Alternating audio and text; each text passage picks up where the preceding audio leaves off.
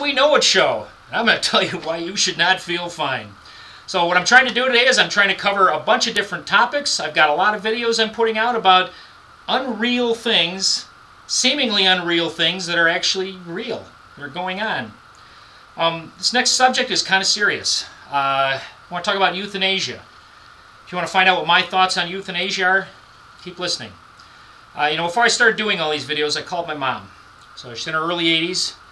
She's at that point in life where, her friends around her, everybody's not doing that great.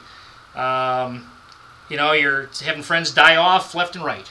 She's going to a funeral every other day, practically. It's a point in life where, when you look at what's happening, we need to look at having a dignified end for people. We treat our pets better than we do people. We have a thing where it's a hang-up about trying to control people's lives, trying to say that God should be in charge. That's kind of the argument. Guys like him, Mike Pence, they don't want to do this. They don't want you to be in charge. So where are we stuck? We're stuck with people that get dementia, people that are in pain, people that have to suffer until they die from something horrible. They can't wipe their own butt. All right? How dignified is that? How does that feel? So my mom told me when we were on the phone, she says, look, I wish people would have some sanity. I wish that we could get to this point in life where we respect people. We respect people's wishes. Now, you can sign all kinds of do not resuscitate orders. You can have living wills and other things. So I'd encourage you, if you don't have one now, even if you're a younger person, put something in place to put the control in your hands so that you don't have somebody that tries to do some extraordinary thing and try to keep you alive by sticking a tube down your throat, if that's not what you want. If you want to be kept alive with a tube down your throat, then fine. Direct somebody to do that. But if you don't want to lie there for the rest of your life, say, for instance, you are a quadriplegic and you decide that you don't want to live your life as a quadriplegic. Some people are very successful. When you look at Stephen Hawking, he beat the odds. Amazing guy. Great to have him around. He's brought some amazing insight to things. But you know what? For some people, it's a prison. They're stuck.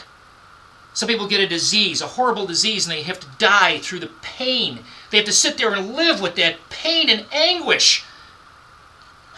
And yet we don't have a way to do this with dignity. Some states do. Thankfully, some are coming around. Guess what? If you want to do it, people are moving to those states just to have that done. They do it temporarily. They'll go there, they'll move there, get a place, establish residency, go to the doctor, take care of business. We've got to have some common sense in this country. One of the things that about people when they get old, when they get to a point where they become incapacitated, you spend 80% of your healthcare dollars in the last stage of life.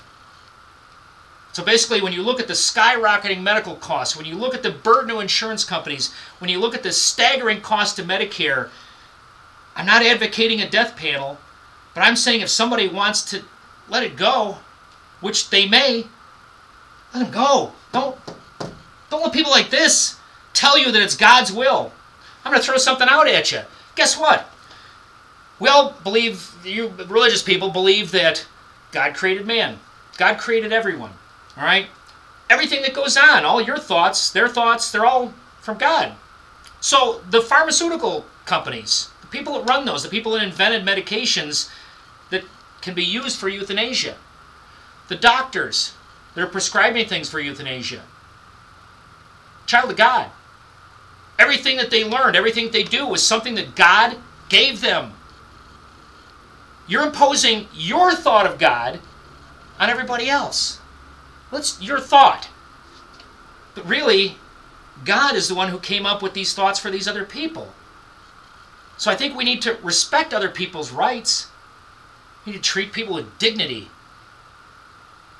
So that's all I have on this subject. So didn't mean to get so down, but I have a lot of other topics I'm talking about. What I want you to do as far as a call for action, we need to talk to your legislator.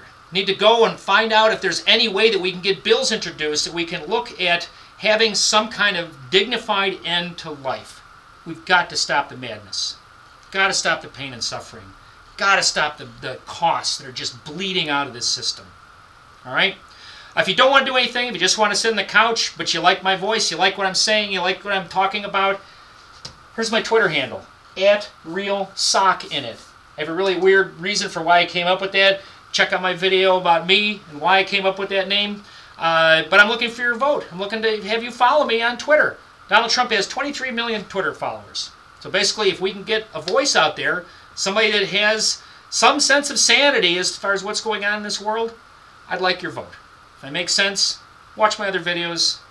Follow me on Twitter. Thanks.